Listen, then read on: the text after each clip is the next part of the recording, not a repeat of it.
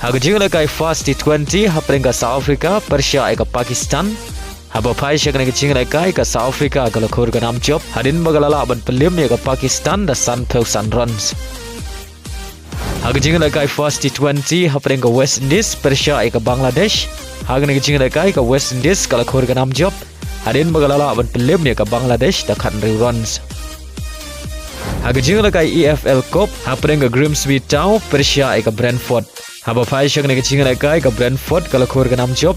Hadin magalala ban pelim suk ya ka Grimsby Town hadu san lanon.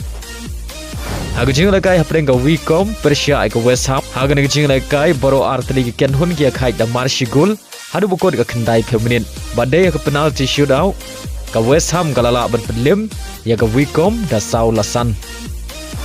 Haga Ialehkai La Liga hapring ka Real Betis Persia ka Atletico Madrid. Haba pai syakna ka Ialehkai ka Atletico Madrid ka lakhur ka nam job. Hadin bagalala ban pelim ya ka Real Betis da ar lanon.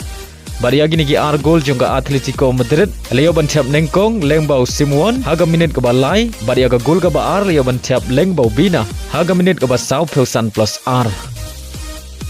Haga Ialehkai Serie A hapring ka Atalanta Persia ka AC Milan. Haba pai syakna ka Ialehkai ka AC Milan kalayo ban penki jar Nyngkong tangha ka minit ka basau lengbau Rixi Henry haga minit ka balai peusan ulupman layo ban tiap ya ka gol pen Iakhaid. Badai lama ka ka gol hadu bukod ka Ialehkai baro Atletico Kynhun ki Iakhaid da marshi gol.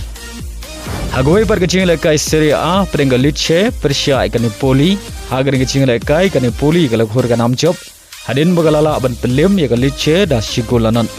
Bari aga ka shigol jong ka Napoli layo ban tiap haga minit ban riu peupra. Baleng baga ka jing job ka Napoli kabade ka Kynhun Ialehkai jong Debruyne kala Kiew ka Kyrdan ka Nyngkong haga min 1 point.